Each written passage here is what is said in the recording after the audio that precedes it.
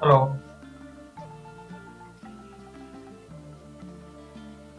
shall we start?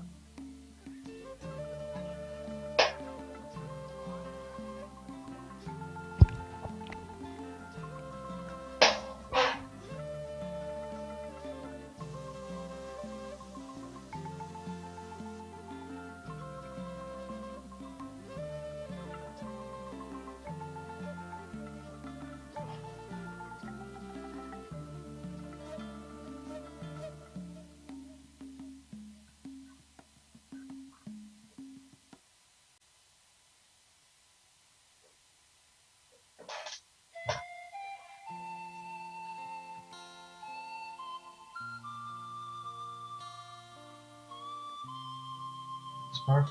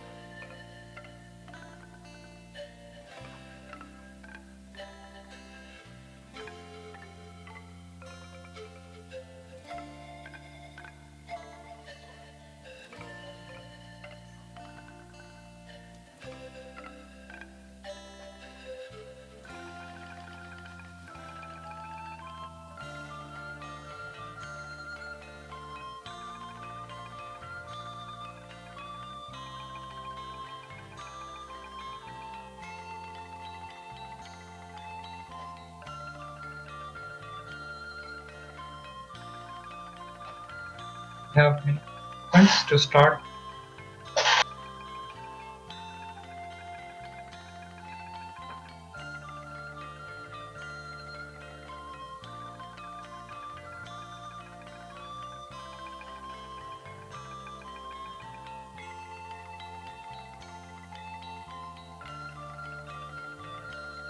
Hello, good afternoon. Very warm welcome to everyone.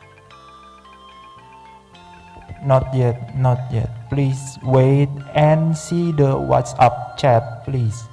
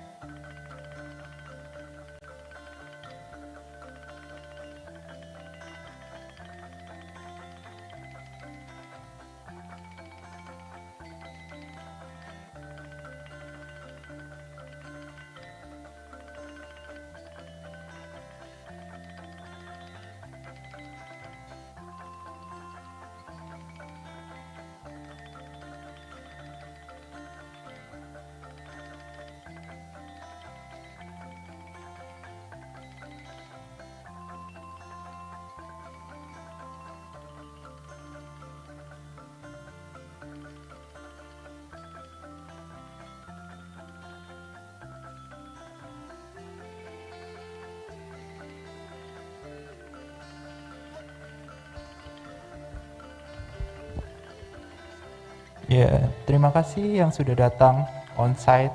Thank you for coming this panel discussion on site in Bali. I know this is not the very best moment to go to Bali, but you still here. You are amazing. Thank you for attending our panel discussion. So let's then, shall we start? Yeah, of course. Um, so our moderator will be Ali Hussein. He he is right now in Malaysia, and because this pandemic situation, he cannot attend here. So let's do it, Ali. Thank you very much, Mr. Ismail. Very warm good afternoon to everyone, and Selamat Sejahtera to join our session of acceleration of digital adoption in Southeast Asia for the internet governance. And we know this session is hybrid format, so we'll try to accommodate both the on-site and the online participants. And before I move further, I would like to introduce you the code of conduct of this meeting, and it comprises of these 6 points. So would like to request you to please make sure your device is connected to a stable internet connection, and please use this name format. You mention your name underscore the stakeholder group you are representing, and please turn off or mute your microphone during the session, and participants are not expected to leave or join the meeting, and participants are expected to turn camera on and use a virtual backdrop that can be downloaded from Chatbox, and the committee have the right to expel the participants from the meeting room if he or she violating the rules. You guys have a overview of what this session is going to is all about, and we all know that the internet is now is heavily being utilized for, and it's relying on the and on our daily life is too much, and especially this Southeast Asia region is a topic of this CIGF. So internet governance in general is a broad term which represent all the stakeholders in the internet ecosystem, from the academia, technical community, governments, and the law enforcement. So all and the managing effectively the operation and stability, resilience, and security of the internet is a shared responsibility. So this comes under the internet governance umbrella, and then in this CIGF we trying to explore about the key barriers and pressing issues of the internet, and particularly in this session we'll try to explore the, the acceleration problem, and particularly in this session we trying to debate in a panel among the panel about the real internet connectivity challenges, cybersecurity trends, and the lessons during the COVID-19 pandemic. And before I introduce the speaker, I would like to further elaborate about the background. So connectivity, one of our first speaker is from Bhutan, Ms. Kinzeng, and she will be talking about the connectivity growth in Bhutan, and will enlighten us about the real case studies, challenges, and the future work to improve connectivity in the overall sea region, and particularly the role of multi-stakeholders engagement and its benefit to the internet sustainable. To make it sustainable, it will be the focus of our talk. And with this, we can find the similarities between the Bhutan and the Southeast Asia in terms of addressing the unequal internet access. So we'll try to see the perspective from her real life experience. Our second speaker will be Mr. J.P. Bernardo. He is associated with the University of Philippines, and he will be presenting real case studies that he in his day-to-day job at managing a large-scale network of the university. So being a campus with almost 500 hectares in land area, the challenges faced in upcoming and implementing a connectivity plan for the campus will be shared, as well as how online services and connectivity work for a country who lags a bit in terms of growth in internet in the Southeast Asia region. Uh, uh, and our third speaker is Mr. Ismail. He will be talking about the cybersecurity landscape challenges in the Southeast Asian region, and as a result of this growing connectivity, which is about the internet access. Everybody has easy access to the internet, which give birth to the new wave of attack surfaces for the cybercrime motivated people, and it is that the trend is increasing. So this considering that new an evolving threat landscape for the financial stability, especially in developing countries. So he will be sharing about his perspective, his views about the emerging cyber threats and case studies and some of uh, the real world experiences he has for the participants to share. And beside all this hardcore agenda, we and this session is open for the participants to speak up, to engage in a discussion. So we'll be happy to facilitate the discussion, and feel free to raise the questions. You can use the chat, uh, and also we have a one mechanism.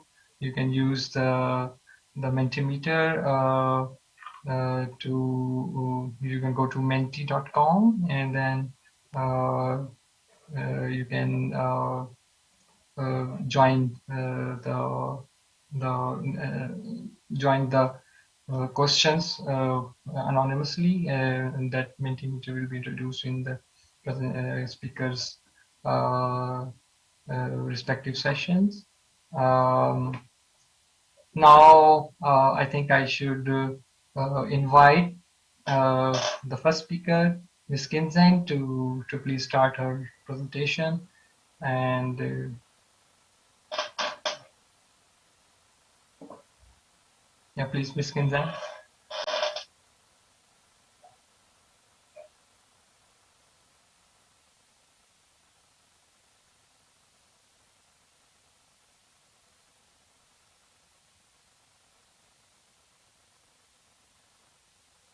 Hello, everyone. Am I audible?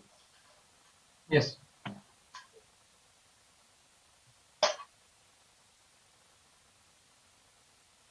So are you able to see my screen? Yeah, please. Okay. First of all, hello, everyone. Respected esteemed member of CGIF, and also the organizer for giving such good opportunity for different to talk about our projects and all that. So first of all, my name is Kinzang Dema, and I'm currently working as an assistant ICT officer in ICT section under Tashiang Sezongkak Administration, Bhutan. And this is my email address. So if you have any inquiries, you can just email me later on. So I will do my best to reply to your inquiries. So my presentation will be on internet connectivity in Tashiangsi district. So in this presentation, I will talk about what are the challenges and what are the things we face as a government organization while while implementing internet connectivity project in rural and urban semi-urban communities. So before I talk about the implementation process, so it is very important for you all to know about the overall things about Tashiangsi district, so that you can have a wholesome picture of what it is like to implement internet connectivity in Tashiangsi district. So first of all, my country is known as Bhutan, and we have 20 districts, and Tashiangsi district is one of them. And also Tashiangsi district is also one of the remotest district of this 20 district. And also Tashiangsi district has 8 administrative areas or blocks, and also Tashiangsi population is of 17,300, of which 13,753 resides in rural communities, and the remaining 3,547 resides in semi-urban communities. And also Tashiangsi district has like 99% of electricity coverage, and also like 99% of mobile network coverage based on the settlement. And also Tashiangsi district has 76% of forest cover. So this is all about Tashiangsi district.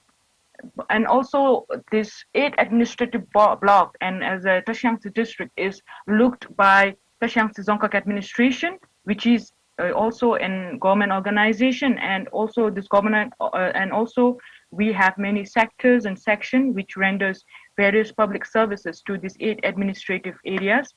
And also government offices and other regional offices, institutions, health centers, and schools are also located in each of these administrative areas.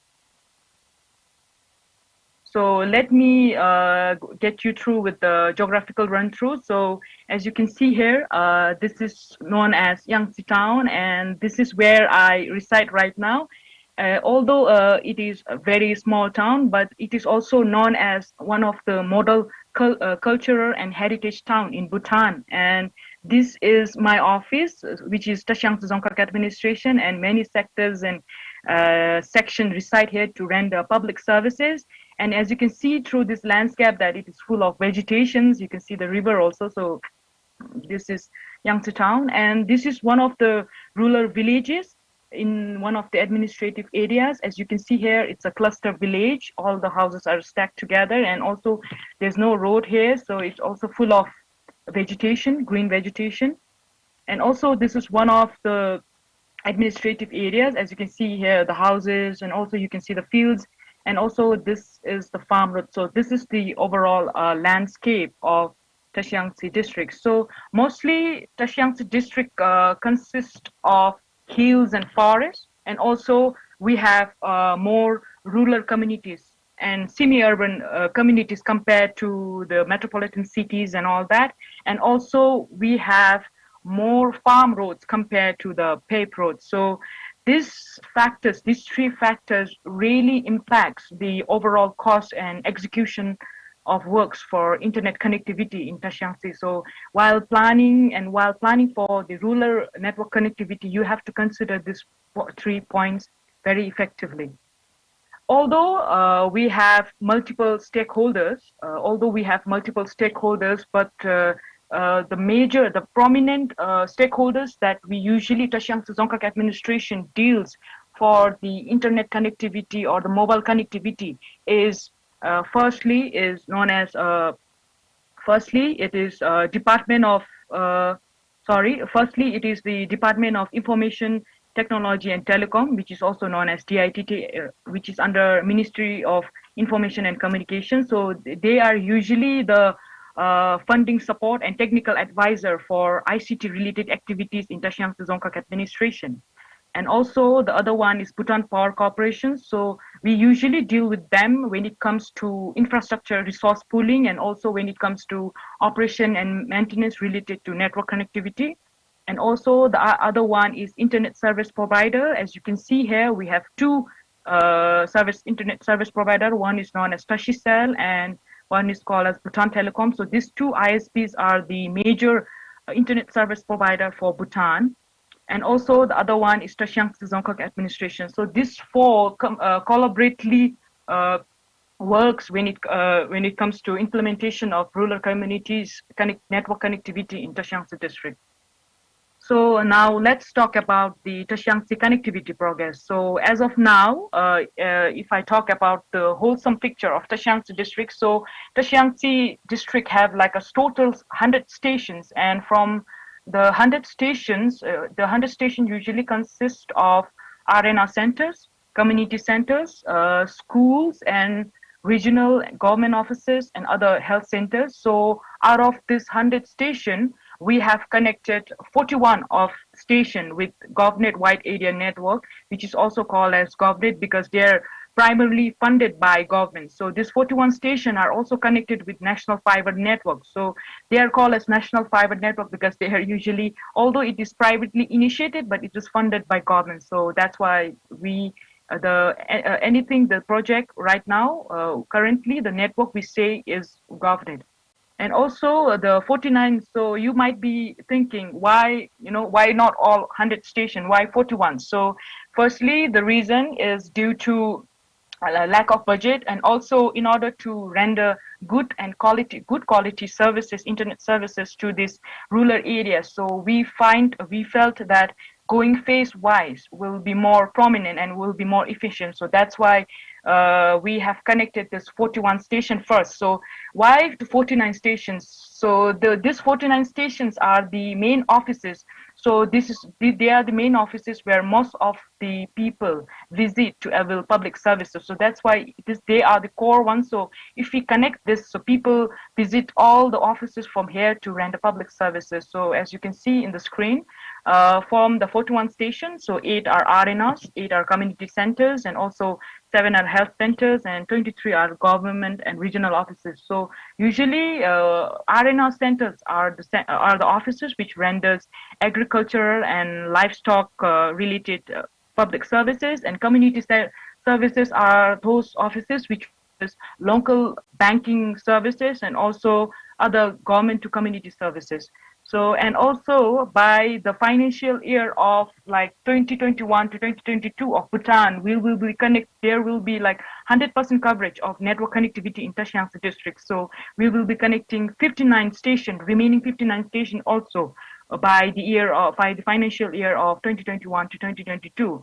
And also currently this 41 station, the resource we are using, the bandwidth they're using are in a pool wise. So we are also expecting more increase in bandwidth pool also by the year of 2021 to 2022.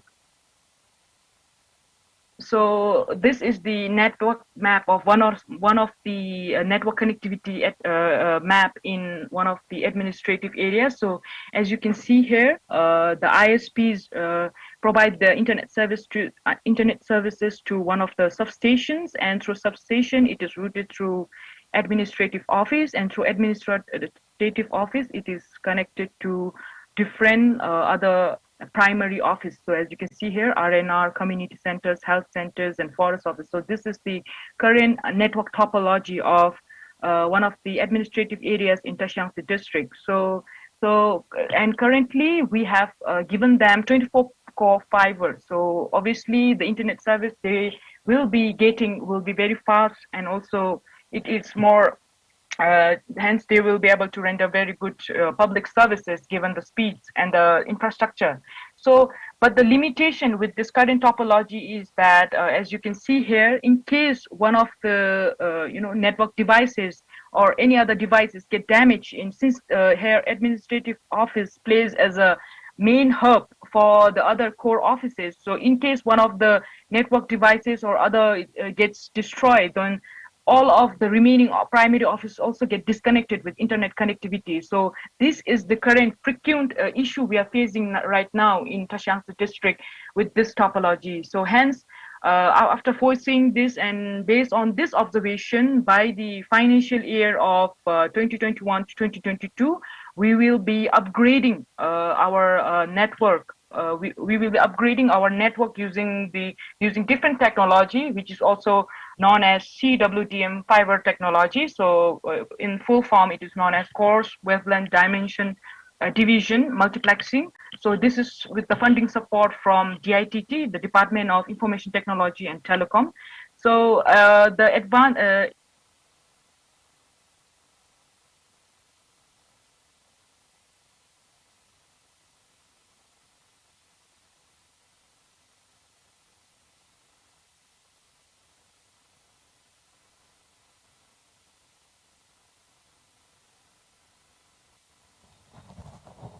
Oh, I'm sorry, Kinjang. Are you mute yourself? Please unmute, Ms. Kinjang.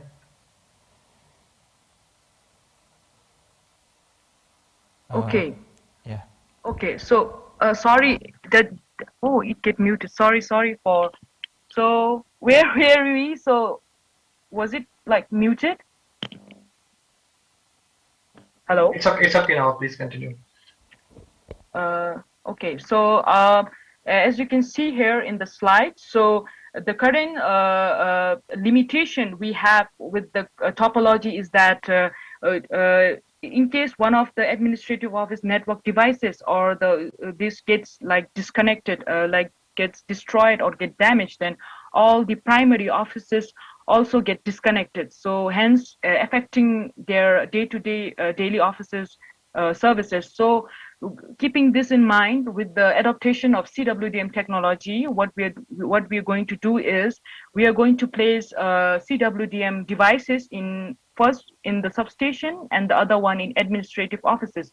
Although we will follow the same topology, but the devices we installed will be different. So as you can see here, with the help of CWDM technology, even if one of the devices, even if the network devices in the administrative office gets damaged, still there will be continuous flows to other primary offices. So there will be no disturbance using the CWDM technology. Hence, in order to render good public services, so we were adopting CWDM technology, although it will be same technology, but we will be in placing CWDM device in one of the in substation and both in the administrative offices. So even if the device get disconnected, so we will be having the continuous flow to the other offices. So this is the things we will be having.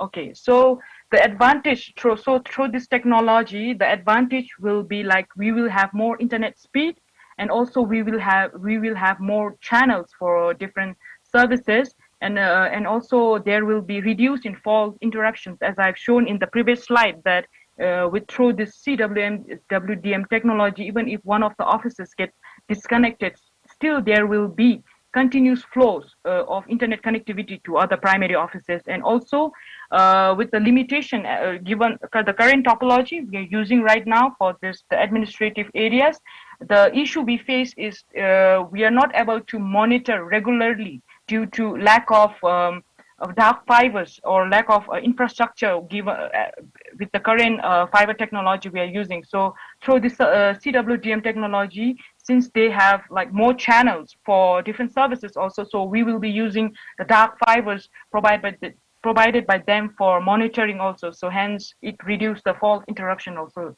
So this is the network upgradation plan for the financial year of 2021 to 2022.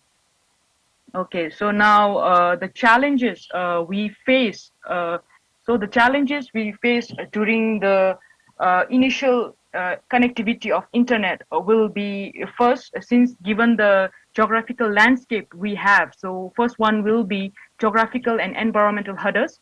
So, and also especially we have to depend on the climatology and also the transportations.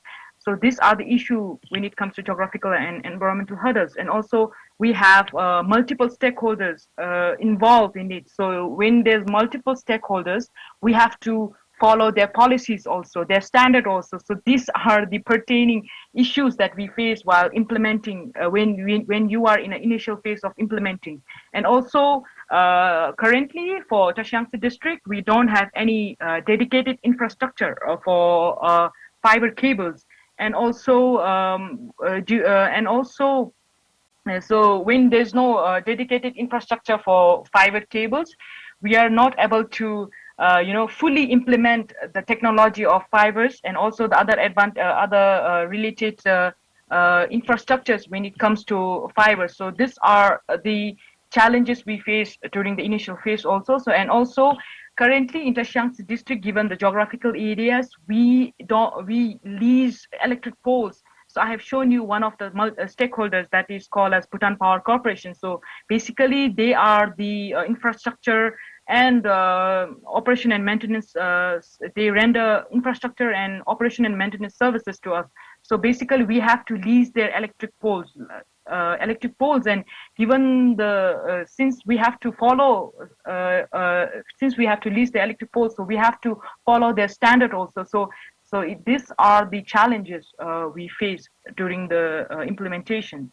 Hello everyone. So first, it's a Menti time. So can you all just go to www.menti.com and then enter this course, because I have few questions for you all in order to have a common forum so that we can have some discussion.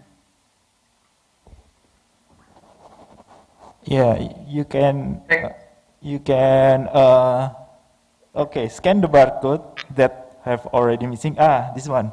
So you may scan the barcode or go to www.menti.com and enter that code to joining our survey.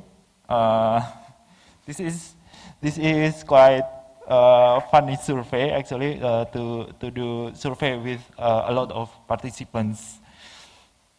So we will use Mentimeter, the same Mentimeter, the same barcode.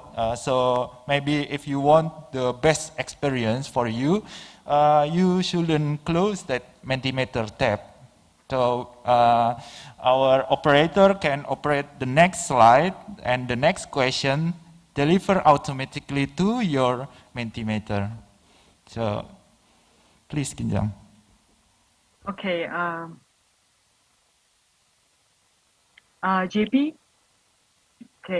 Okay. So the question asked to you all is, do you have different infrastructure dedicated for fiber and other internet cables only? So yeah, let me see the answer. So the first is yes. I think it's a very good news for the Southeast Asian, the participants that their agency is having like. Okay, so most of the participants says yes, so it means they have like dedicated infrastructure. So I think the services they will be having is a very good one. So they will be able to, they don't have to depend on the other multi-stakeholder standard policy and all that. But for in Bhutan, we don't have like a separate infrastructure cable for other internet and fiber cables. So we have to do the resource pooling and all that, given the budget limitation and the geographical areas and all that. So I think it's good to know. So yeah, I'm hoping that my friends will have like a very good, I think they have a very good infrastructure to move on. But so especially, okay, it's a good news. Okay, it's a very good. So there, okay.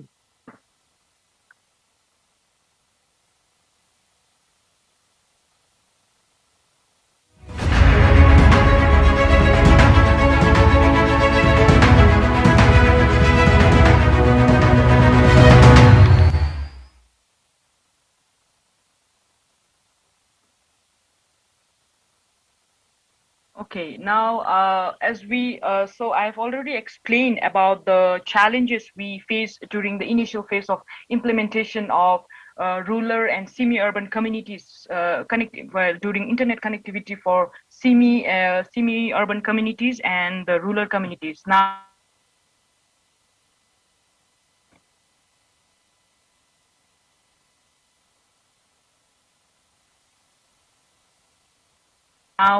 the most prominent challenge will be the operation and maintenance. So as a government organization, as a government organization, so our most our objective is to provide 24/7 internet services to these rural stations and to the rural. But since due to this landscape that we have to adhere with, so the operation and maintenance costs, operation and maintenance things is the prominent thing we have to do after all the execution. So as I've already explained that in Bhutan, the Bhutan Power Corporation usually helps us with the infrastructure and also with the operation and maintenance. And as per the data of Tashiangsi district, we have to do operation and maintenance twice a month, which is a very which is very frequent, and also the operation maintenance cost is very high in and also the recurring cost incurred for the operation and maintenance is also very high, and also the network interaction, especially in summer season, is very high. And also there is not only the not only we have to deal with the seasonal interruption, but we also have to deal with the man-made disruptions, especially when it comes to if there's any construction work going on and if there's a fiber cables string there. So the construction worker, by intentionally or unintentionally, they damage the fiber. So for the so what we as in Tashiangsi Dzongkhag administration, what are the standard procedure we follow? The standard procedure we follow is, firstly, there's a network interruption, right? And then the system alarm us with the distance and all that. So what we do is we call the fiber maintenance team from one of the BPC fiber team. So so they render their human resource to us. So they do all the network rectification and all these things. So this is the operation maintenance that we do in Tashiangsi district. And also, if I show you one of the example of operation and maintenance example, and also the natural disaster caused by the animal, especially the squirrels. So here, this is one of the scenario where a fiber cable gets damaged by the squirrels.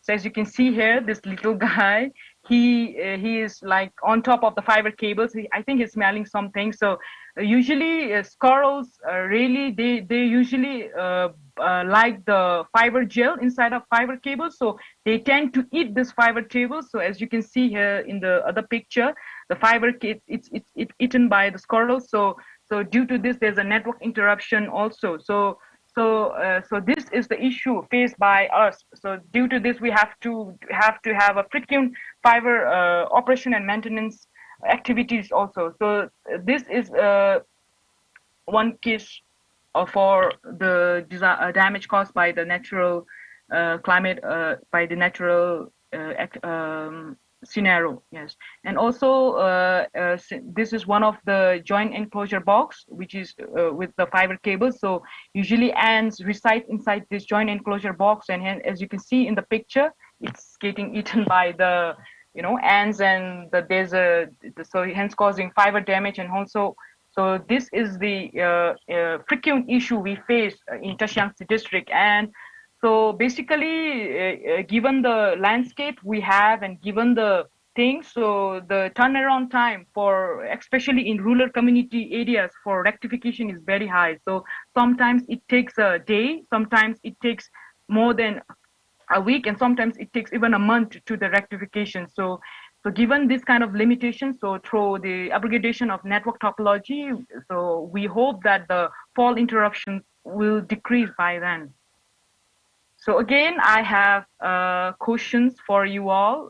So in order to have like a discussion ground, in order to be on the same page, so can you all again, scan the same barcode that we have used earlier? So I will stop sharing the screen. So can you all participate in the Mentimeter?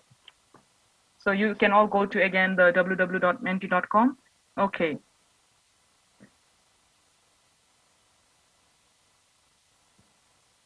Okay, so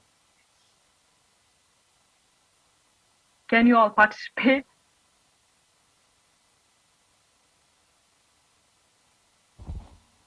I want to participate. I think it is the cost, isn't it? Yeah. So so the question that I asked is, what are the challenges faced by your agency while implementing rural connectivity project in your area? So, okay, I'm not able to see the answer, so I think it's due Okay. to the internet. There are a few answers in the on-site participants. Okay, so yeah, okay, so one is disruption by humans. So I think we face similar kind of issues in our district also. So disruption by humans is very popular, so especially in Tashiangsi. Rural communities, they like archery, so they have like a handmade bow thing. So usually inside a fiber cable, there's a string, which is very good for archeries and all that. So in order to get this, they just damage it. So this is also one of the scenario destruction caused by the humans also. So, okay, there's a geographical nature also. So, okay.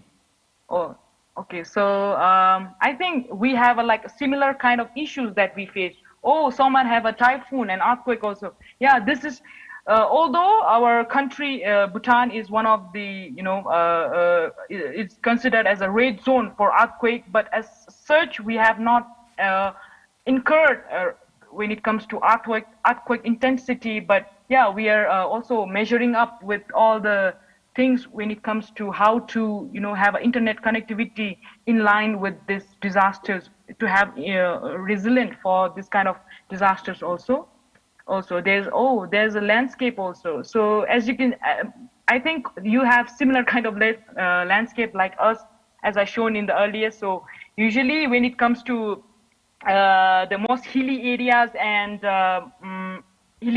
rural communities, the issues is always is with the transportation and also of hiring people, and also the transportation charges. In order, during the initial phase of implementation of rural communities, we have to carry all the uh, internet items for the connectivity to go on. So it really adds time for the implementation also. Yeah, I think there's also one of the questions, so it's like also polls. Yeah, we also do. So I think from the answers that I'm getting, I think we are facing similar kind of issues. So I'm happy that it is not only the Tashiang district which is facing this kind of issues.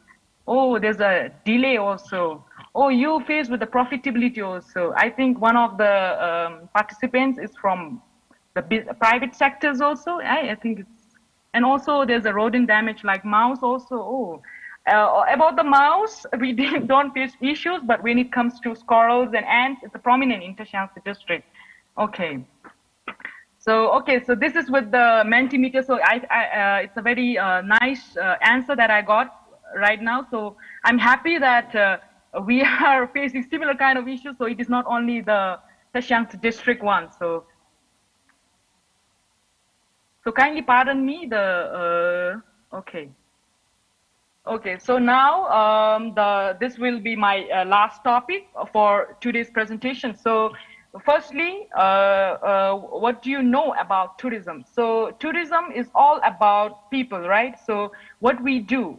So tourism is usually to do with the people. So as a government organization and as per the Bhutan National Static Bureau, so they are projecting that by the following year, Tashiangsi district will have like decrease in the population, and which is not good for as a country also, and as a district also, and for the people also. So in order to minimize such kind of scenario, so we hope that through the rural network connectivity project, this will help us in decrease in urban migrations and also decrease in rural to urban migrations, as we need people. So as a government organization, so what our objective is to retain these people to this district area. So as I've shown you that Tashiangsi districts, most of the population reside in rural communities area. So hence we need these people to sustain all the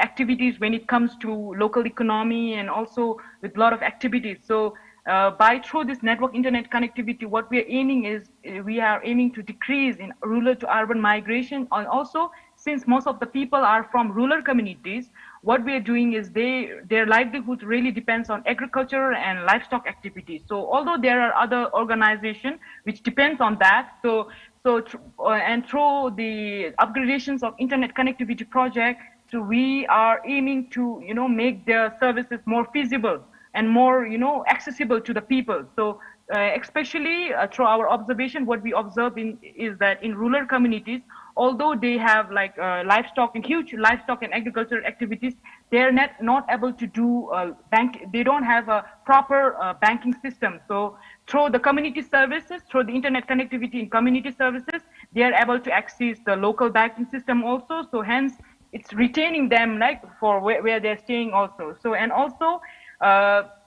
Not only that, so since Tashiangsa district have huge biodiversities, and also we are rich of cultural and heritage history. So since there are people staying, so when there's a decrease in rural to urban migration, obviously there will be people who will be preserving this culture and tradition also. And also through this upgradation in rural community network connectivity in this district areas, there will be increase in government to community services also. So these all factors will also help us in boosting our local economy, and hence we feel that this internet connectivity project in Tashiangsi will help us in the domestic tourism also. So this is this is the end for my presentation. So I will give the floor to Ismail. So I will take up any questions you have related to my presentation. One funny question before we go to the next speaker. Do you think after what Squirrel do to your expensive fiber optic cable, do you think that animal is still funny or cute? Well, it's a very nice question. I think it's a very cute question. I think so. Yeah. Especially when you are working 24 hours 7, when you have to do continuous operation and maintenance, I don't find them cute. It's really a disturbance, right? It is incurring us a lot of costs. So obviously, yeah, we hate it. But nothing as such for against the animal. It's just during that time, we don't like it because it really disrupts the services for the other public sectors. Okay, no, because the amazing response in the Mentimeters, we taken up so much time. So maybe it's about the time your transition is going to up, JP. You love this? Okay, we should go to the next speaker. Okay, thank you.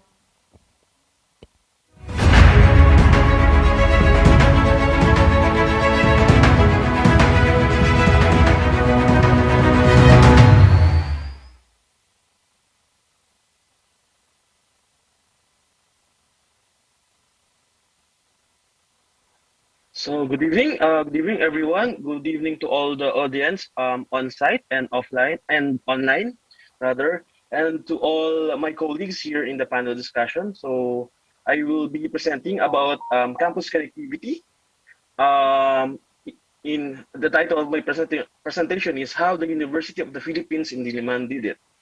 So before I start, of course, just like what Kinzang did, I'll just introduce myself briefly. So I'm currently a senior ICT associate in the University of the Philippines Diliman Computer Center. So that serves as the IT office of the university. And aside from that, I'm also a web developer, database manager, help desk officer, and a system administrator.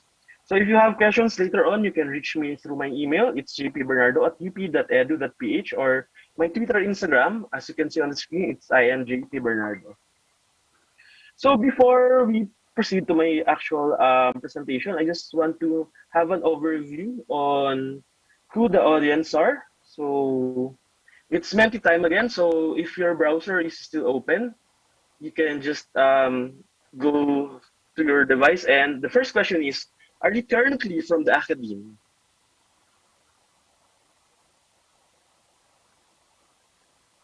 Oh, it's a tie so far. Oh, it's dwindling. Anyways, I think, of course, not all of you will be from the academy. And actually, this question leads to the next one. So, So the question is, what is your university's bandwidth allocation during your time in the university? So we have four options. The first one is less than 1 Gbps. Then the second one is 1 to 3 gigabits per second. Then 3 to 5 gigabits per second. Then for the last one, it should be more than 5 Gbps. So as we can see, most of you are on the far or the extreme ends, in the less than 1 and to the more than 5. Very quite surprising, huh? Please, thank you for your responses. That just serves as an icebreaker to my presentation. So I will now proceed to the presentation proper. So I'll introduce briefly about our organization and our current status, the connectivity in our campus, our future plans, and the challenges we faced in implementing this connectivity. So we are the University of the Philippines. So it is the country's premier state or national university, established in 1908. So it has 8 campuses across archipelago. So since Philippines is an archipelago, so we have 8 campuses across the country, with Diliman in Quezon City as the main or flagship campus, and that's where I work. So our campus in Diliman has a total land area of 493 hectares. So just to describe our campus, so this is a screenshot from Google Maps. So it has a ratio of 1:500 meters. So some of the locations in our campus is a bit hilly. Well, we're not as hilly as Bhutan, of course, but there are hilly parts of the campus, which I will explain later. That's the necessity of why I am telling you this right now. Okay, so for the stakeholders, so we have a population of for the students, we have a population of more than 47,000. Then for the faculty, it's 1,500, more than 3,000 administrative staff in 949 buildings inside the campus. So 949 buildings, this includes the administrative, academic, residential or dormitory, and staff or faculty housing. So connectivity numbers. So if you remember, I asked during the server time as an icebreaker, what is the bandwidth allocation of your university during your time there? So in our case, currently, pre-pandemic, we have a bandwidth allocation of 3.7 gigabit per second. We have 831 managed Wi-Fi access points in the campus, managed by controllers. Then we have 385 network switches, 52 operational servers, which houses web servers, time servers, DNS servers, and other services we offer in our office. And we have more than 1,500 VoIP locals or VoIP numbers. So in continuity, so this is pre-pandemic. This is the statistics. So on average, we have more than 14,200 clients, almost 6,000 Wi-Fi users in 90 plus buildings in the campus. So why only 90 if I mentioned that there are 914 buildings in the campus? Because these 90 plus buildings only include the academic and administrative buildings, and also the residence halls or the dormitories of the students, because only these buildings are connected within our network. So all of these, the devices, resources, everything are managed by only 8 technical staff in our office. So we're quite small, but we have a lot of work to do. So here is our network diagram. So just to give you a brief overview. So the orange ones, as you can see, are the main node. So UCC is the University Computer Center, our office. So we also have the CSRC, or the Computational Science Research Center, and the EEE, or the Electronics and Electrical Engineering Institute. So the CSRC manages the institutes and departments under the College of Science, or the National Science Complex of our university. Then for the EEE, it is an institute under the College of Engineering in our campus, and the nearby areas in that building is connected to EEE. But for most of the campus, it is connected to our office, the main node. And we also house the data center in our office. And also, if you noticed it, there are color labels to the connection. So the orange ones signify a 10 gigabit connection. The blue ones are for a gigabit connection. The gray ones for the 100 Mbps connection, and the yellow ones for a wireless connection. So why are there wireless connections in our campus? because there are a few buildings that crosses the national road. So doing works or road works in this road is a bit is very difficult. So it will entail getting permits from different agencies and the higher ups. So for us to be able to provide internet connectivity on those areas the fastest way, so we decided to install wireless antennas so they can have internet on those locations. So the Liman Network or DNet project, so this is the network interconnectivity projects in our campus. Actually, if you say DLNet in our campus, that is synonymous to internet. So for example, if an office calls us that they're asking for internet in their newly constructed building, or they will report that no, they don't have DLNet in their office on that time, that means they don't have internet. So this project started way back in 1995. Initially, six buildings were only connected using ATM or asynchronous transfer mode. So during those years, there were two standards used for layer two. So one is Ethernet, the one we are using nowadays. I'm sure you know Ethernet, but during that time, there's this also the asynchronous transfer mode. Then the following year after that, there's 30 more buildings were connected to the DILNet project. And actually, in the 2000s, we experimented with DSL over campus connection because we have PABX system as early as the 90s. So we tried using DSL to provide connectivity and internet to different areas in the campus. So fast forward to 2012, so we had this fiber optic backbone project funded by the EUP project. So EUP project is the project of the higher ups or the EUP system, University of the Philippines system, wherein they connected all of the campuses. I mentioned earlier we have 8, right? So this is a project that improved all the infrastructure and information systems of all the campuses of the UP system. And this project enabled 10 gigabit connectivity to some buildings in our campus. So as internet provider, so we have these services. Of course, we have LAN, and we have Wi-Fi. We have 3 Wi-Fi SSIDs that we use in the campus. So there's this Stillnet Wi-Fi that is open to all the constituents of the university. As long as you have your account, you can authenticate and connect to this network. Then we also have this Wi-Fi at UPD service where you just have to agree to the policy, to the agreement, then you can browse, but it is rate limited. And we also have EduRoam, which is, of course, this is being used by different universities and educational institutions across the globe. So aside from those internet connectivity and services, we also maintain information systems in our university. So we have a computerized registration system, we have different learning management system, library systems, residence hall management systems, to name a few. Though most of these are not directly managed by our office, but they are either the service either co-located in our office or we are hosting these services. So of course, in implementing these information systems, you have to ensure maximum uptime and the IT security of these. So in order to do this, we do vulnerability assessment, network monitoring, net flow forensics, etc. Just to name a few, of course.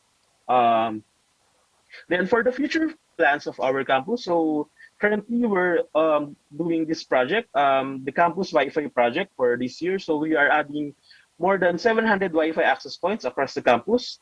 So hopefully, I think this project should be delivered by the start of 2022. So we also plan to have 100 gigabit connectivity in the campus. If I remember it right, pre-pandemic, there's this project in the campus wherein they tried testing 100 gigabit connectivity to a government office nearby. And I think that was successful, but hopefully we can implement it also in our campus. And of course, just like any other institution, of course, more fiber optic upgrades is very necessary. And we also plan on doing that.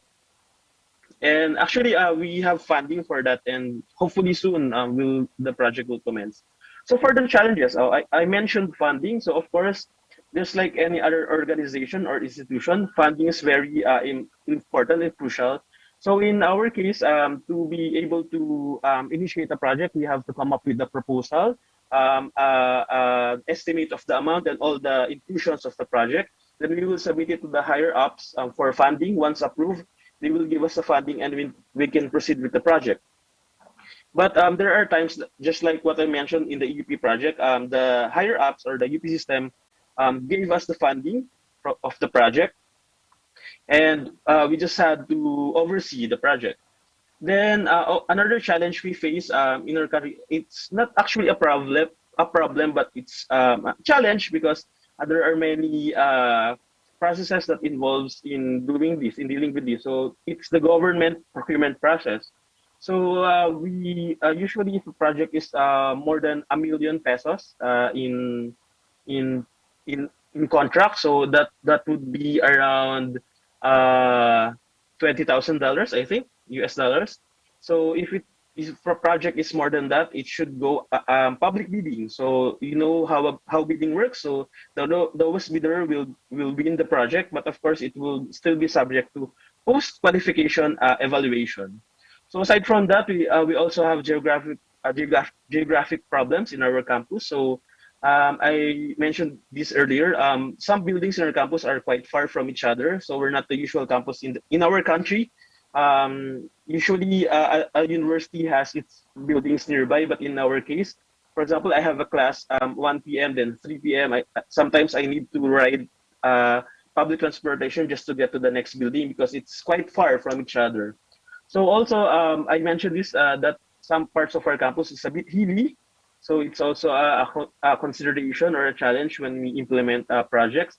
And also, there's this problem that other projects affects existing infrastructure. So I remember some few years back, there was this project that we implemented or connected a building. Then, while doing that, accidentally the existing infrastructure of another building was damaged. So it entailed cost just to repair that damage. So I think basically that's my presentation. So just to make sure that you understood what I discussed, we'll have a bit of a quiz. So the question is, the DILIT project was initiated in what year? So again, if you missed the code, it's there up. Just go to menti.com and enter the code. So I think we're answers are coming in. So give 5, 4, 3, 2, 1. The correct answer is 1995. And last question. So this ensures transparency and quality of government projects. So I mentioned this just a few moments ago. So if you can answer which of the three options is this? Oh, you all have the same answer. Oh, there's a different answer. Okay, so I think I'm a bit running out of time. So we'll reveal now the correct answer. I think most of them got the right answer. It's public bidding. So yeah. If you have questions, just put it in the chat box and we'll try to answer them later on. But for now, thank you for listening to me. I'll now turn you over to the next speaker, Ismail.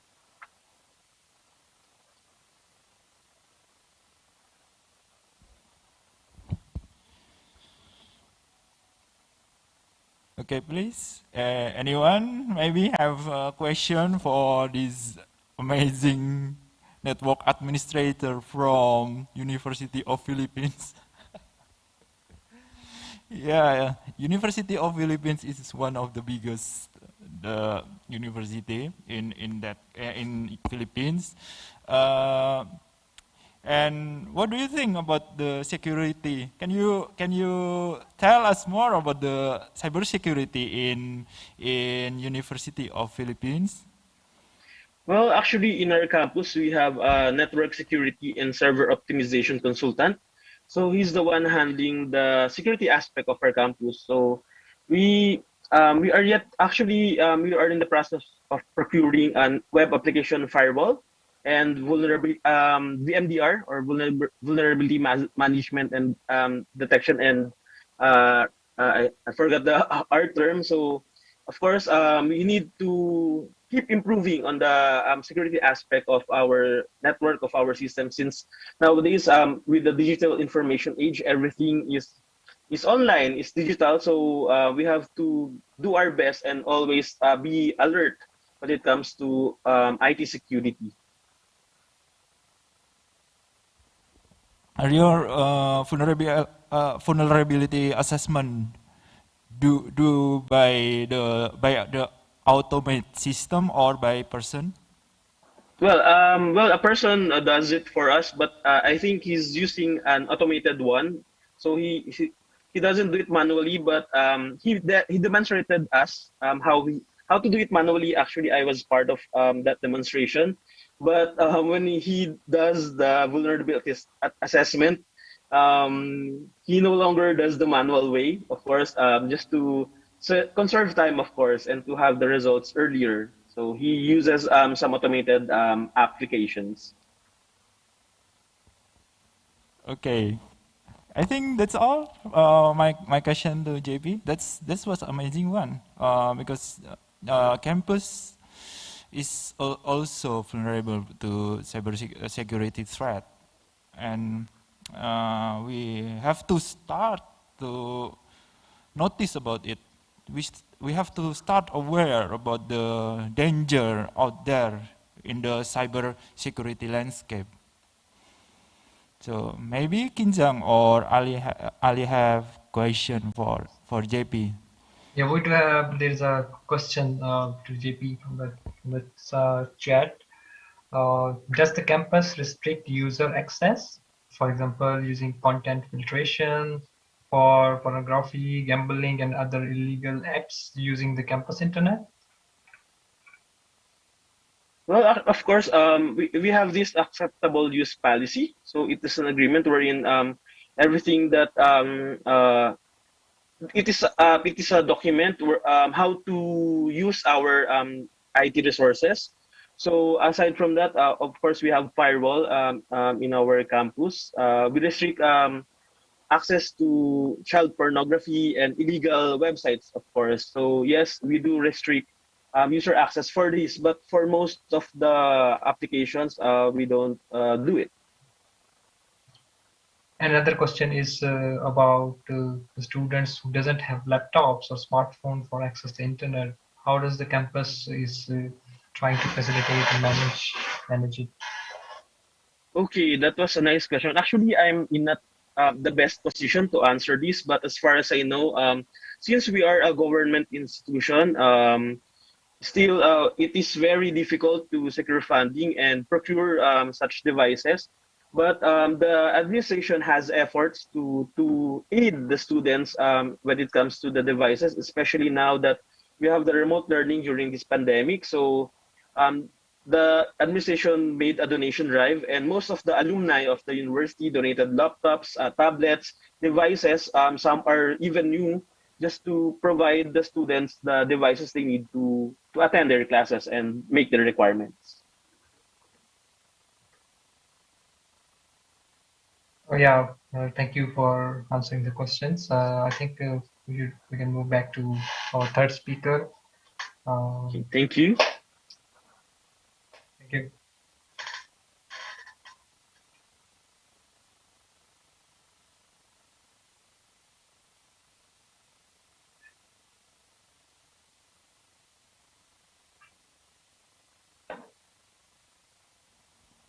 Okay, the transition. Yep.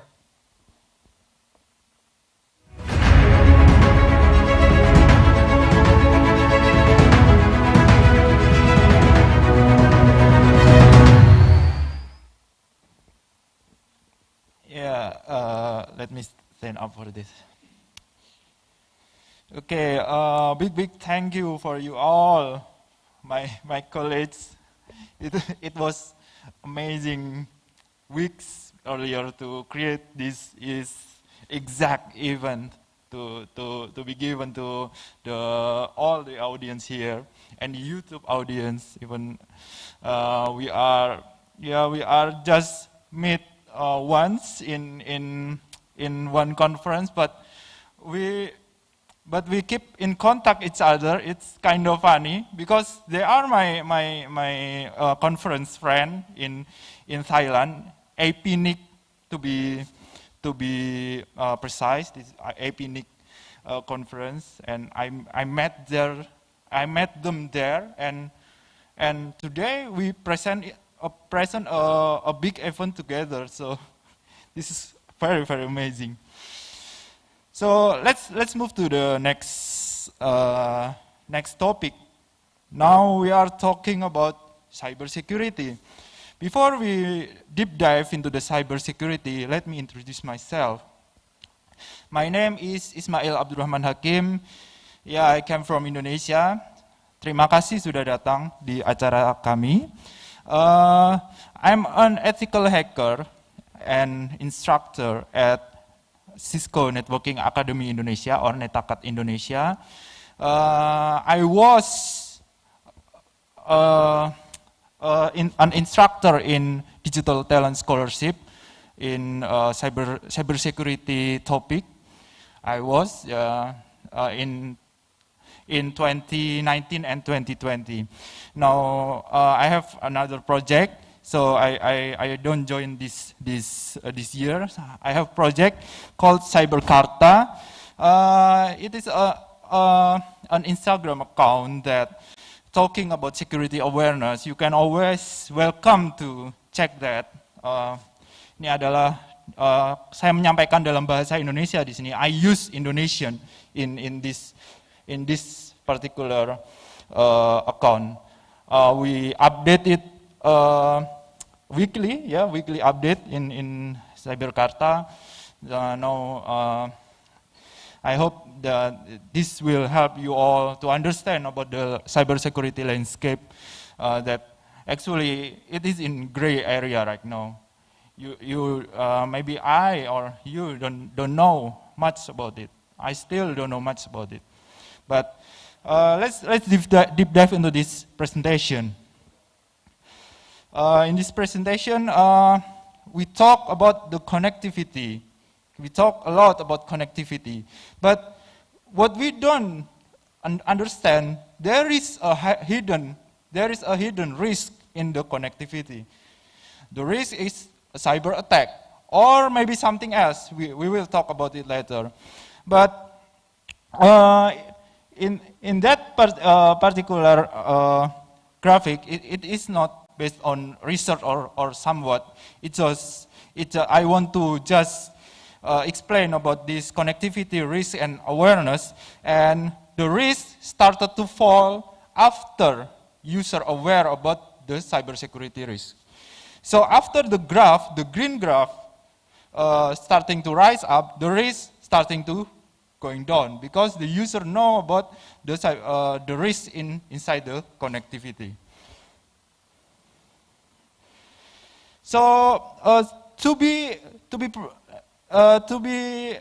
easier to manage our mind about the security, actually honestly I divide the actor into four actors. The one is a people accidentally or intentionally do the cyber risk, but they have no criminal mind. They have no criminal mind, or they don't want to do some crime inside it. So let's say people accidentally or intentionally. So number two, they start to have a criminal mind, the opportunistic person or group. A person or a group that find an opportunity to do cyber attack and do criminal. Number three is highly capable cyber criminal. This is very gray area. It's very hard to track them. They have the most sophisticated tool in cybersecurity landscape. And number four is nation state. Do you know that that country hack each other? Yeah, it's happened. It's nation state actor. For the first example, I use a very traditional method here. This is as a parameter what the capability of your country capability to mitigate such a risk. So call or SMS scam. This is a very traditional method. Even without the internet, people can use this. So and the actor, of course, they have criminal mind. They want to commit some crime, and they can be prosecuted in the law. Number 2, cybersecurity, cyberbullying, and cyber racism. This is not a cyber attack, but this is a connectivity risk. This is not cyber attack. This is connectivity risk. The actor have no criminal mind. They don't want to commit any crime, but they still do it. They do it by accident or intentionally. Yeah. Relatable, very, very relatable. And the volume itself, if we count that in the internet, it's very, very high. Because we tend to connect each other by using social media or another media or internet messenger.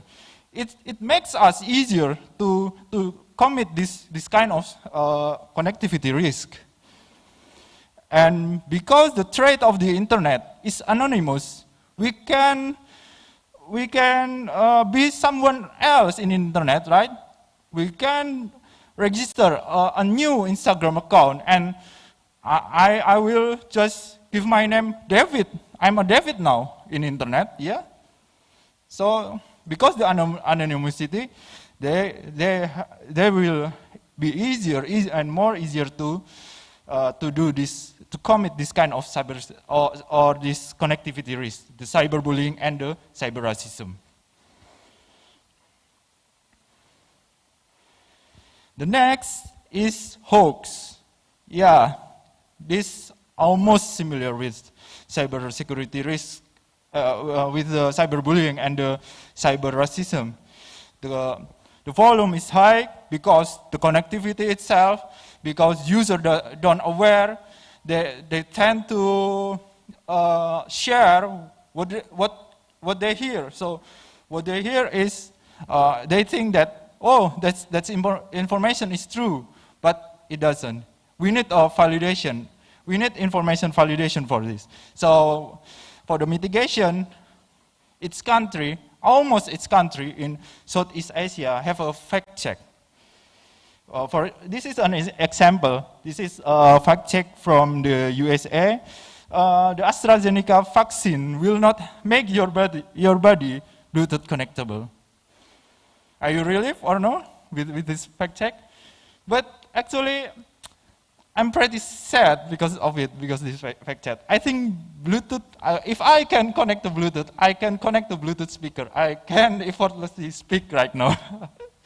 So, okay, but this is a good one. This is a good example for the hoax mitigation. We have a lot. Oh no, this one. Okay. Nah, I mean this slide. We have a lot of lists. We can check the fact about a certain news. Even if you receive it in Facebook Messenger or WhatsApp Messenger, you can absolutely try to check the validity of the news here. It's just an example. Actually, I cannot read different, maybe Thai language or Myanmar language. So, so I just list it what I can read. So the AFP in Thailand is using English. So I put it in the list. This is an example, just a screenshot for the fact check. And we started to get more and more sophisticated attack. This is not traditional attack. If someone compromises social media or other messenger account, they can do a crime named identity theft. Identity theft is when you are impersonate someone to commit some crime. For example, borrowing someone money or stealing that target's money. Stealing your friend, your target, your target's friend's money. So because of social media, because the people that the friend already trust this account to be yours. So if hackers compromise your account, they can always looking for the advantages there. This is an example, the great example of an Instagram account takeover by the Andreas Kolb Instagram account was taken over, and the hackers itself demand 300 ransom so the account can go back to Andreas Kolb. Andreas Kolb, he is a pro mountain biker, and he has a lot of followers there. Before the attacker sent this phishing email. Looks like Instagram request that you have to verify your account. But guess what if I click that verify my account? The web will ask about your username and password to be verified, something like that. So this is a great example of one phishing email, because this email can be crafted just it doesn't need a very great skill in IT to craft this kind of email. It's just a basic web design. So people who studied IT in 1 week can craft this kind of email. So this is very, very easy. So we need to aware about this. We don't want a hacker that doesn't. I mean, we don't want a hacker to have opportunity to exploit us because we are not aware about the phishing email. And the next, spray and pray malware. Can you give me an honest answer? Do you have a pirated software in your laptop? No? Okay, no? Okay, great. Yeah. 3 years later, I had it, but now I started to delete it. I don't want to use any pirated software because it is a factor, or this is an entrance to malware to exploit your laptop.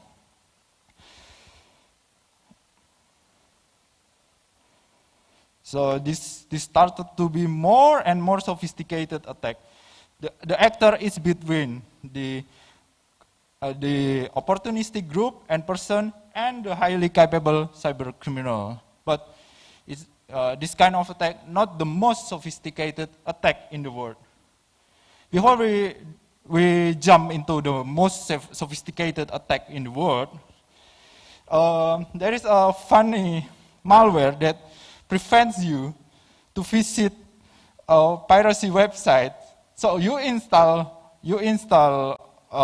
pirated software, and they contain malware. The malware prevents you to visit another pirated software, pirated website. It's kind of funny.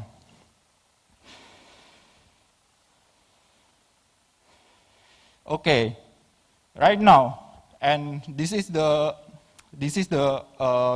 very bad news for Colonial Pipeline, that their system had got ransomware.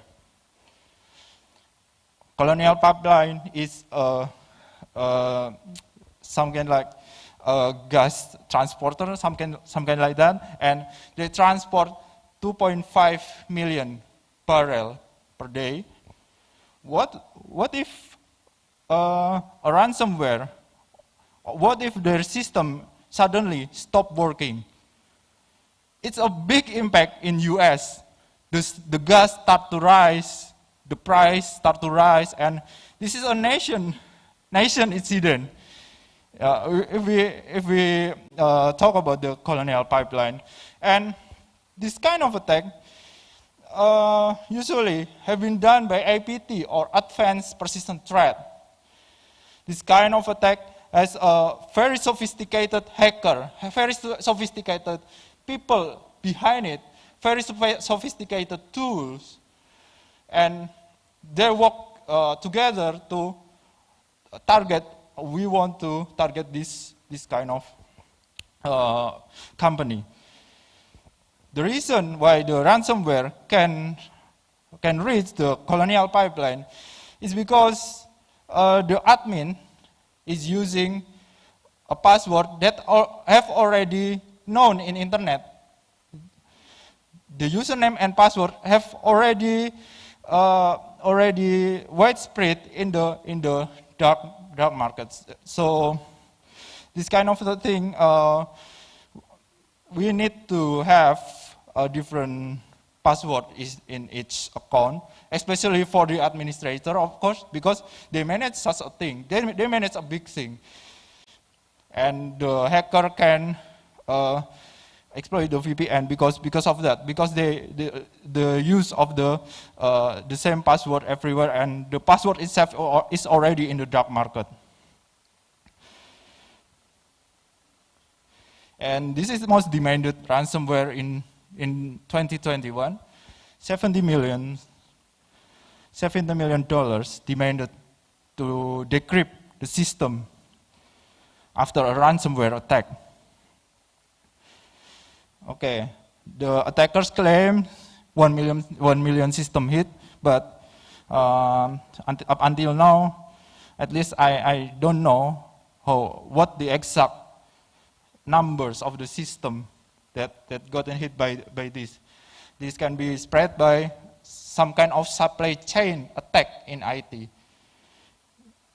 For example, if you install antivirus in your laptop, what do you think if a hacker compromise the antivirus organization or your antivirus company and delivered malware to you from the update? Yeah, this kind of thing, the supply chain attack is become more and more dangerous. And then targeted spyware, and this is Pegasus using multiple zero-click phishing. So you just get a message from iMessage. You don't need to click anything, and your phone got infected. You don't need to click anything. You don't need to respond any message. The attacker, the actor, just give you a message and they successfully hack your phone. But it has a rate of exploitation success, so it's not 100% successful. And the actor is nation state. They made the Pegasus to spy the terrorists in their country. So they need to know, they need to prevent any terrorism in country. But based on the news, we know that some reporter or some journalists are also being targeted by this kind of malware. So the actor is a nation state.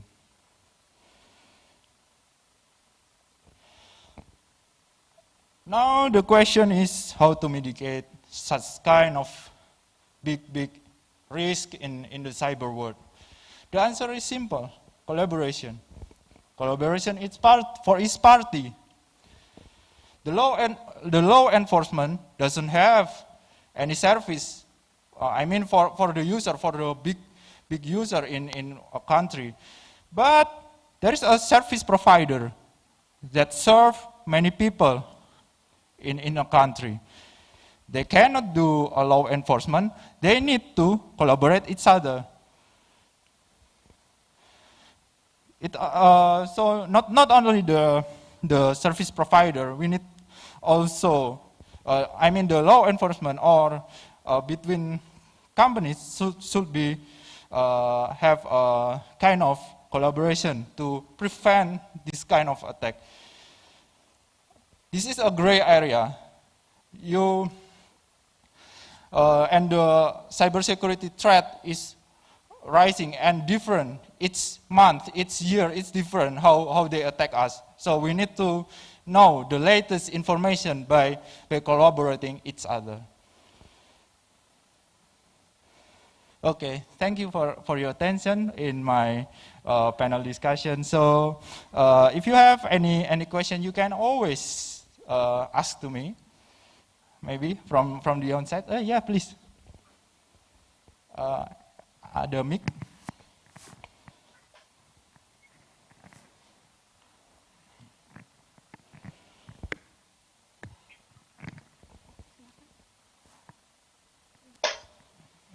Thank you for the time. My name is Noventi Tampubolon, and I just want to take from my experience, because my working place before, we get like a virus, and it's like adding the Zepto.com behind all our document.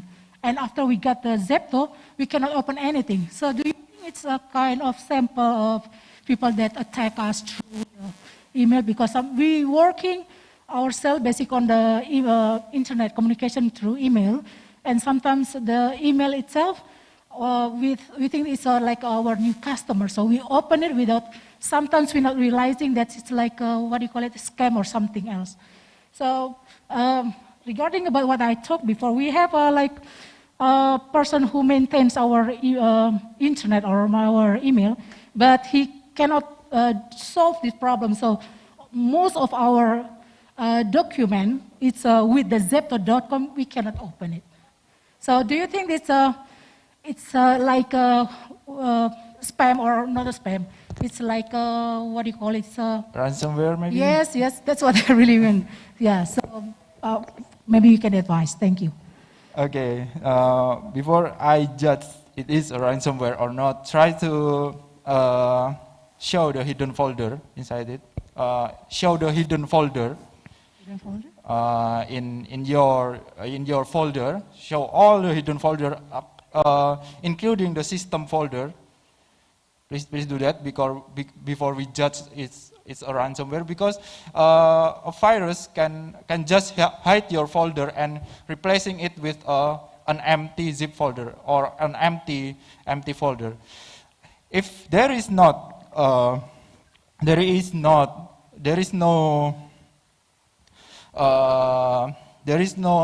hidden file here inside the folder. Do you get any ransom message, some kind of like that? Like I told you before, our company is like a handicraft company, so we are like expecting so many customers. Sometimes we get like attachment with the pictures. Sometimes, like they asking for like amenities. So sometimes we just open it, and sometimes we just like it's blank.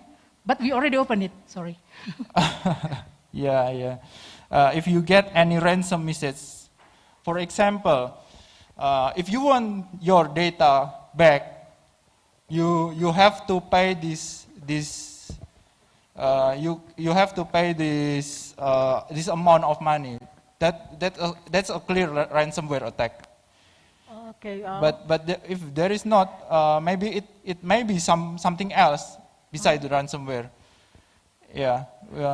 Until today, there's no one contact us to ask for the money, but most of our document we cannot open it. Okay, yeah. There is a very sad news, of course, and maybe by using awareness, we can prevent that from happen, such as opening random email from the spam.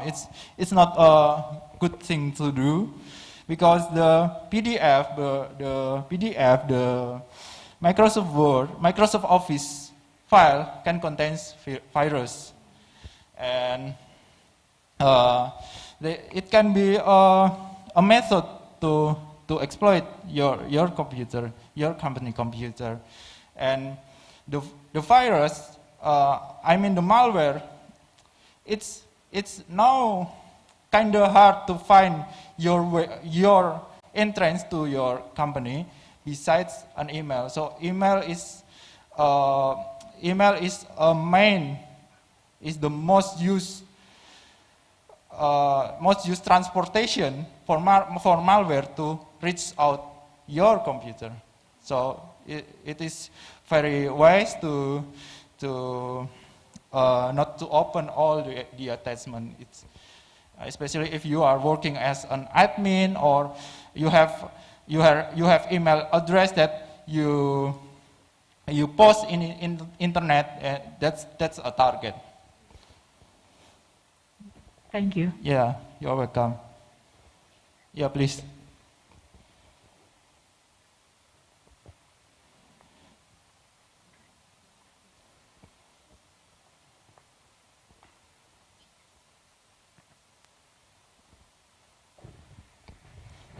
I think we can take one question from the on-site, and then we move to the we have few online questions as well. Okay. Terima kasih. Bisa bertanya dengan bahasa Indonesia? Boleh. Terima kasih. Nama saya Bang Mihram dari Relawan Teknologi Informasi dan Komunikasi, yang sebenarnya fungsi kami hanya untuk mendampingi dan meliterasi masyarakat yang ada. Nah, ini bicara tentang tantangan pada security web yang kadang kami bangun di desa-desa. Nah, kami kadang menghunting dan melihat bahwa ternyata ada hal seperti sistem sertifikasi web yang kami jumpai kadang di web-web yang keuangan atau perbankan ya.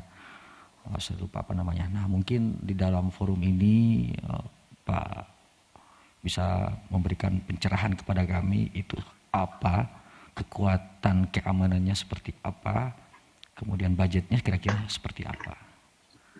Terima kasih. Sebelum budget tadi apa, mohon maaf?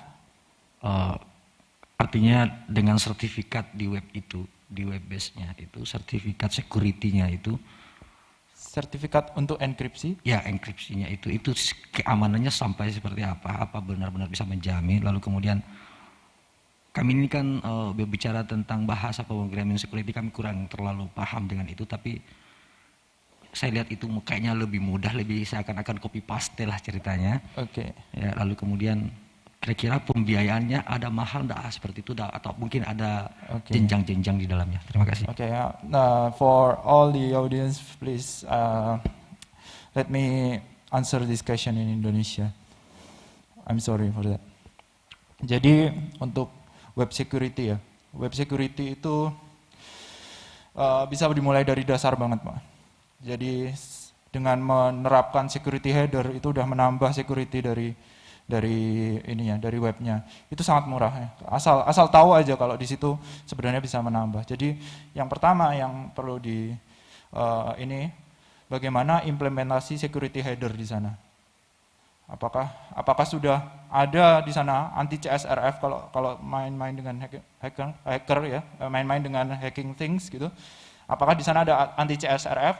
Apakah di sana ada anti XSS? Itu semua bisa dimasukkan di dalam code di itunya ya, di webnya ya.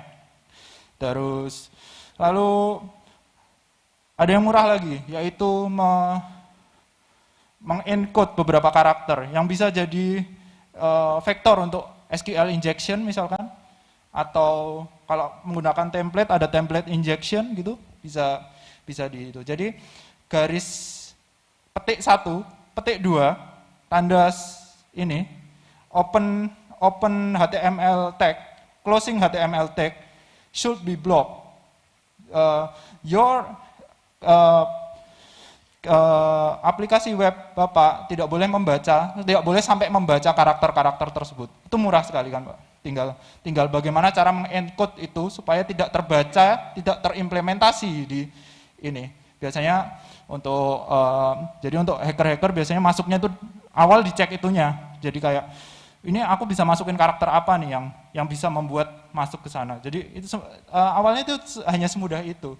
Barulah nanti implementasi web application firewall dan sebagainya. Nanti pasti udah kalau servisnya udah jalan, udah banyak, pasti nanti udah mulai ini. Tapi kalau untuk implementasi web sederhana ya itu tadi security header, encode semua karakter yang bisa jadi jalan masuk hacker, lalu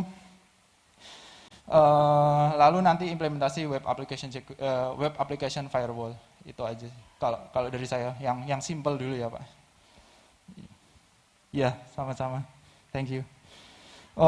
So we have a couple of online questions. We take that and then we move to our some more interactive panel discussions as planned in the session. So one question is about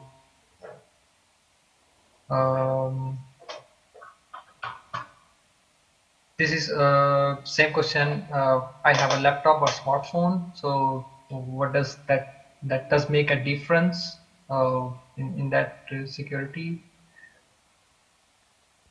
Can you repeat that question again?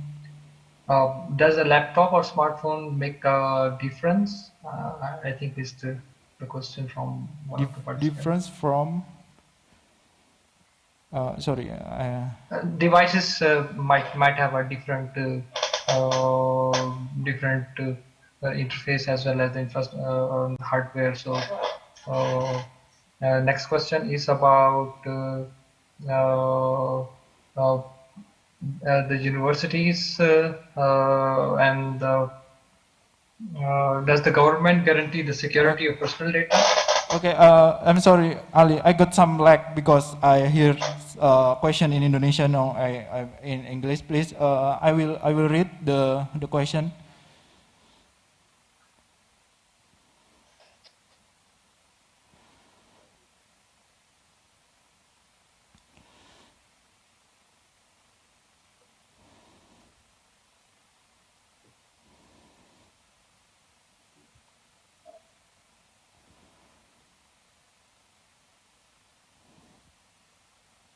Which one, Ali? I think, yeah.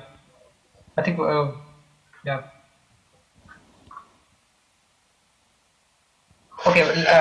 While we have one question which might be appropriate for the JP. So it's about the interesting point on the need of a collaboration. So co-regulation approach could be implemented for this matter.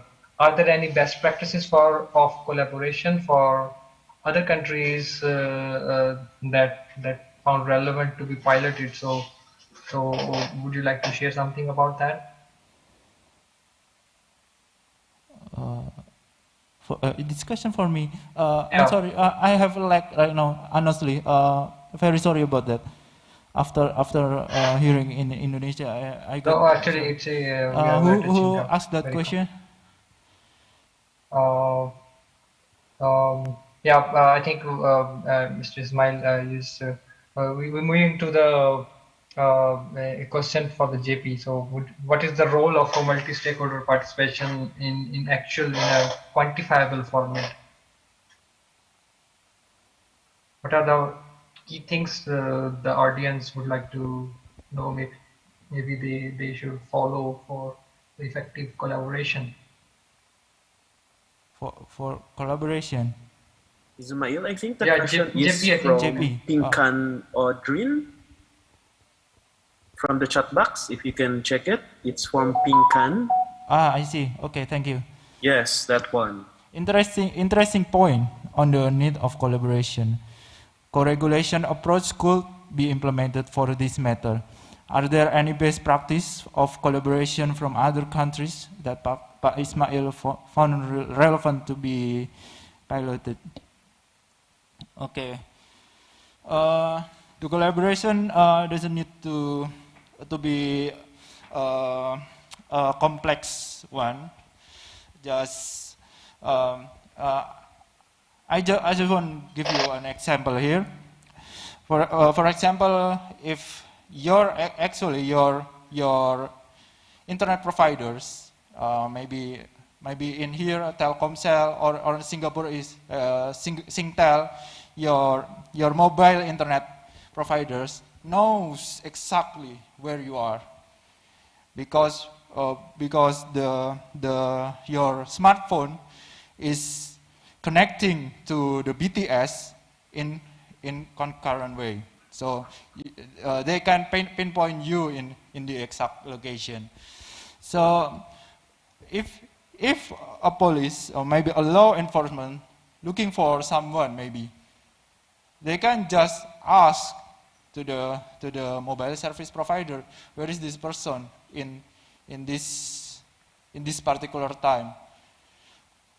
Is he really do commit this crime or no? It's as simple as that to collaborate.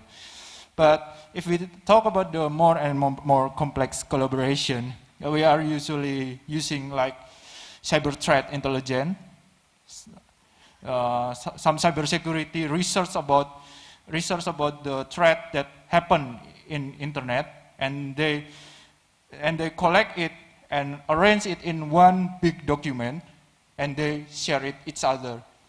Oh, we know that we have threat for this example, this particular APT or advanced persistent threat.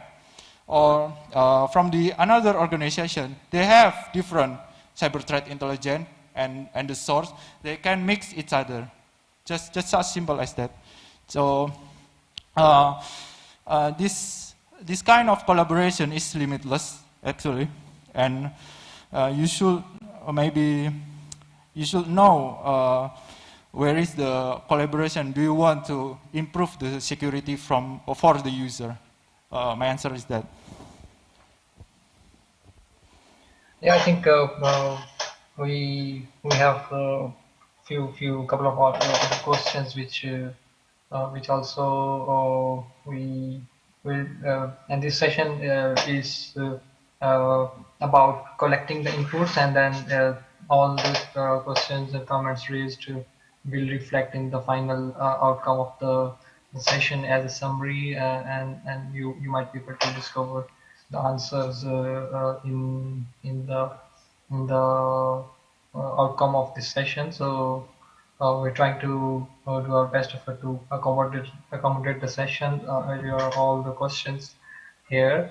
So I think we're running short of time, and we move to some questions about to the speakers, and then we take up the queue of the questions as we move forward. So I would like to put forward a question to the Ms. Kinzeng. It is about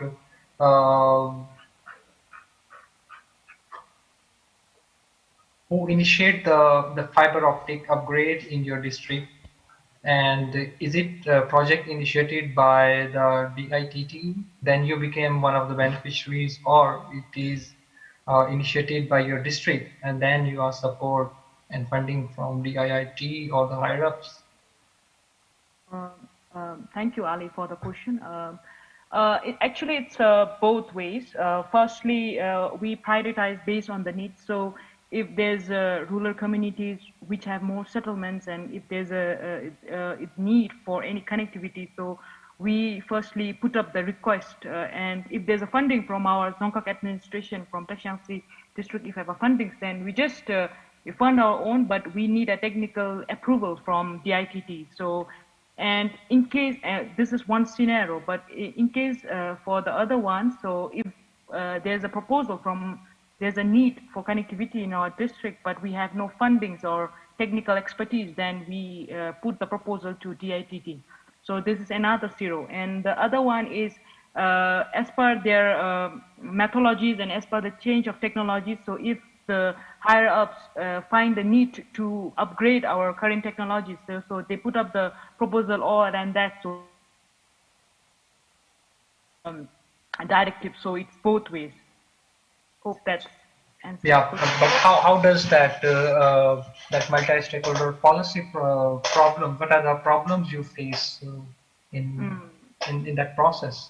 Okay, so especially for the rural connectivity, so the problem, as I've already explained in my slide, we use infrastructure from especially electric poles. We lease their electric poles, so we have to follow their standards. So especially as when it comes to the fiber cables, we can use Rodent cables and etc. But the person who is hiring the company who hired this, they doesn't allow this one because it doesn't meet their standards. And also sometimes there are, if I give you one example, so there are cases where as per the standard we have to use only two fiber cables per pole, but there are certain scenarios where there are only one pole and we have to string more than two. So this kind of issues we face during the implementation. So yeah, so these are the policies that we face and all the standards that we have to meet. Yeah, but how would you prioritize I mean, do you have a latest connectivity equipments or which so which stakeholders is going to take up? Okay, so sorry. So when it comes to prioritization, so we mainly prioritize based on the services they provide. So those who are the those people, public who visit most of the office maximum times, which need more public the services demanded by public. So we prioritize this also, and also schools and health centers and other administrative offices are also included. So based on the services they render to the public. So this is how we prioritize. Okay, so some questions for JP Bernardo. How do you manage the bandwidth with the student and lecturers? Are they get different bandwidth? Okay, historically in our campus, we use network proxies, wherein there's a separate proxy server for the faculty and the students. So during that time, the connectivity or the restriction for the access of the faculty and the students are different. Of course, we are more at ease to give the faculty access. But nowadays, since we have more than enough bandwidth allocation, our current setup does not restrict or does not differentiate what type of user you are. As long as you are connected to the network, to the same SSID or to the same LAN, there will be no difference. Yeah, and what about the face-to-face network congestion in the peak hour? So how do you deal with that? Well, actually, I just mentioned this a few moments ago. We kind of like more than enough bandwidth allocation, but during the peak hours, our problem is more on the limitations of the devices. So of course, even if there's more than we have more than almost 4 gigabit per second connection, but if the devices or the connection are only capable of 1 gigabit of connection, of course, congestion will happen at that time. So we have 2 peak hours in a day, so it's after lunch, where most of the staff in the offices are working, and during the night, where most of the dormers are in their rooms. And yeah, thank you for these valuable answers. We are running short of time. Actually, this is a hybrid format. Is quite challenging. So mix of participants, speakers from both on-site and online. So now we have seen a very diverse kind of debate in this session. We talk about connectivity issues. We have the best practices has been shared, as well as the inclusion criteria to make the internet as affordable and as well as accessible to uh, the marginalized community, especially rural communities.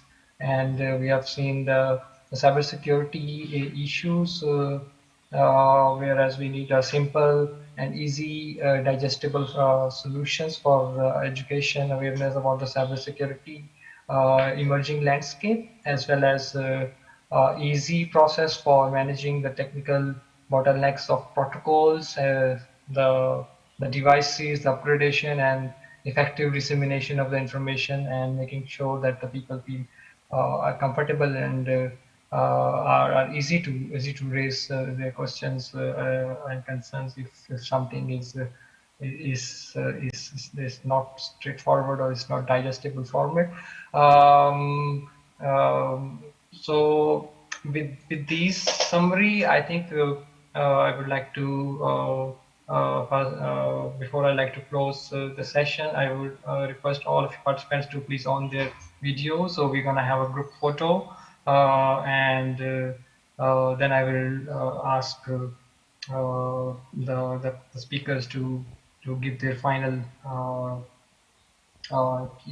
final few words about that could be the key takeaways which all the participants can take back in managing the internet as an inclusive, in solving the connectivity as well as the security challenges which they might face.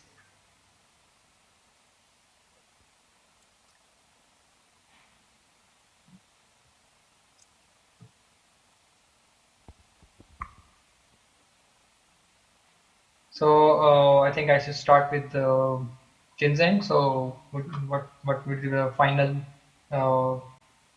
key takeaway you will give to the audience?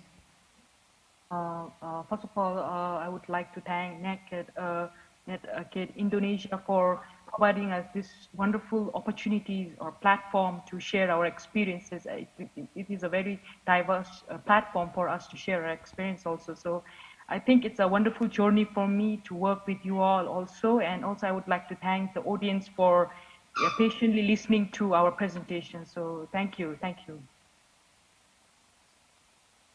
JP?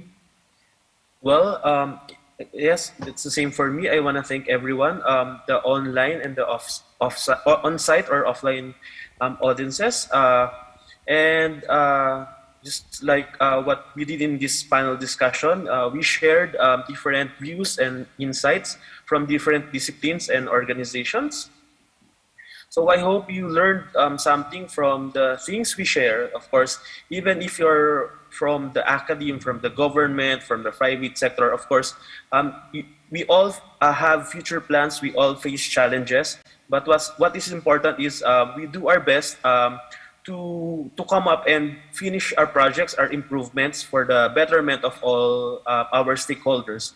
So thank you, Net Academy Indonesia, for this, the CIGF organizers, my colleagues from the University Computer Center, and of course, our team here. So thank you, Teramak Kasi, Kopchay Lalay, maraming salamat po. Ismail? Okay, thank you very much for the on-site and online participants for our panel discussion.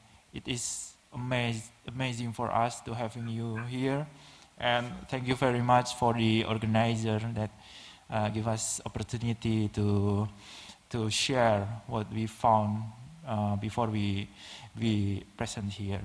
And the thing is, I want to talk about security again.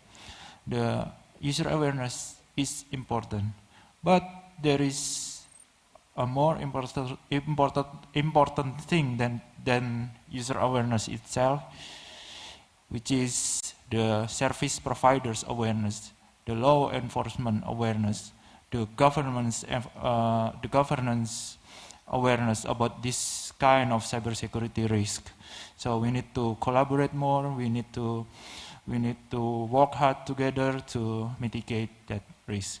And I'm sorry, I'm very sorry that we cannot answer all the question in Zoom chat. It's a lot of question, and it is great for us to answer your question, but the time is not allowing us. So please, if you want to know more about us, if you want to still ask us question, please do it in our social media. You can find us in the CIGF website, and there is a section where you can find our social media, or you can, if the question is for me, you can ask in the my Instagram account, my second Instagram account actually, the Cyberkarta, at the Cyberkarta, which I shared previously. Thank you very much for your attention. Thank you. Thanks to all the three wonderful speakers for their final notes. I think if I would like to say some final word is this inclusion as well as connectivity and the cybersecurity problem is linked with the digital trust. So digital trust comes with the openness, with the sharing.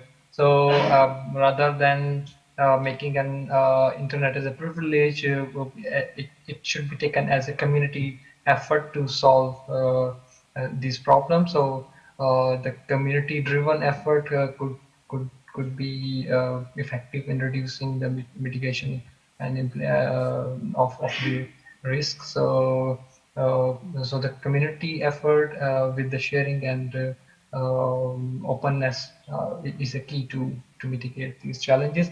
And we have noted down all those questions you raised, and those will reflect in the write-ups following this session and the media releases of the outcome of this whole presentation, this EIGF, as well as the other piece of write-ups coming up through speakers or as a whole. So we really thank you for all those inputs, and these are very valuable. And this is a session. This is the reason these concerns need to be raised, and then they will be disseminated to the whole region for everybody to take note and get benefit of this discussion. And so we are running out of time. So I'm really thankful to CIGF for inviting us to and the speaker to present this panel discussion. And thank you very much. Terima kasih, and have a very nice day.